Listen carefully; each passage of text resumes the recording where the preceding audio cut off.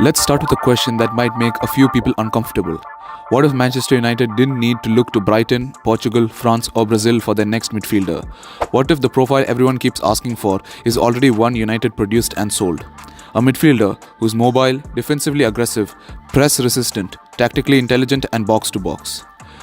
Because while United fans argue about Casemiro's legs, Menu's workload, and whether we need a destroyer or a controller, James Garner is quite doing exactly what United have been missing every single week in the Premier League. Not in theory, not in clips, not in 5-minute highlight reels, in real matches, against opposition, in pressure moments. This is not nostalgia. This is not bring back the academy lad for vibes. This is an up-to-date scout report based entirely on what Manchester United actually need. That need is a box-to-box defensive midfielder who can do the following: win duels, cover ground, progress play, survive transitions, process the game quickly, irrespective of manager, irrespective of system. So let's break James Garner down properly. What he is, what he is not, and whether United made a mistake letting him go.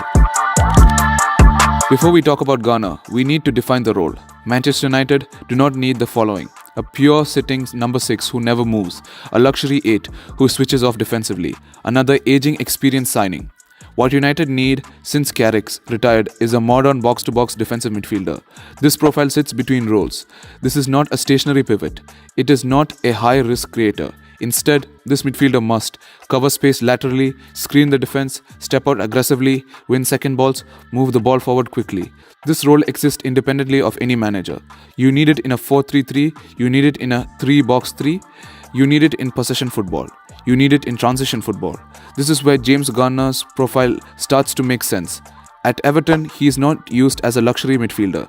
He is used as the stabilizer, the organizer, the tempo regulator, the defensive reference point. He covers for inexperienced midfielders. He protects the fullbacks. He drops back the back line when required. He steps into midfield duels when Everton are under pressure. That is Manchester United's midfield work, without marketing or hype. Let's clear up a myth immediately. James Garner is not a flashy midfielder. He is not Bruno Fernandes. He is not Paul Pogba. He is not playing for the highlight compilations. That is exactly why he fits what United are missing. Garner's biggest on-ball strength is decision speed. He consistently opens his body early, scans before receiving, plays forward when it is on, keeps it simple when it is not. At Everton, he is trusted to start attacks from deep, switch play under pressure, deliver set pieces, progress the ball without overcarrying. His passing profile is functional and efficient. Vertical passes to midfield runners, diagonals into wide areas, early balls into half spaces. This is not metronome control. This is functional progression. And Manchester United, where transition kills us every week, that matters. One extra touch is often the difference between a controlled attack and a devastating counter against us. Garner consistently buys his team time. Time is the rarest commodity in elite football. There is also set-piece value. United have been poor from dead ball situation. Garner provides corners, direct free kick threat, second phase deliveries that adds squad value without changing the starting 11. Now we get to the most important part, James Garner's defensive output. This is where his development has been most obvious. He is aggressive without being reckless, intelligent in his positioning, relentless in second ball situations. His defensive actions back this up. High tackle volume, strong duel success, excellent recovery numbers, regular interceptions in the middle third. What stands out most is the location of his ball wins. He does not only react deep, he steps in before danger fully develops. That is Carrick school midfielding, reading the game instead of chasing it. Physically, he has improved. Stronger in contact, better in aerial duels, more confident engaging opponents. He is not an elite destroyer. He is probably not a long-term single pivot, but as a box-to-box defensive midfielder next to a deeper 6 or a progressive 8. It works. It works in the Premier League, it works in Europe, it works in chaotic matches. And United play chaos football every week.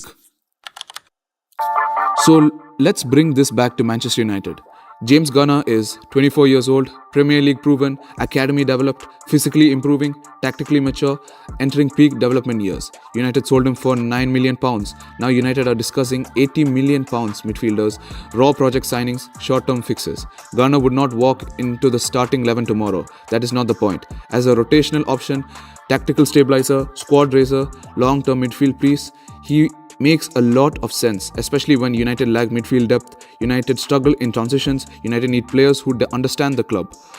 This is not about sentiment, this is about profile fit. James Garner fits what Manchester United actually need, irrespective of manager, irrespective of system, irrespective of rebuild phase. The real question is not whether James Garner is good enough. The real question is this: why did Manchester United let go of him before he became this player?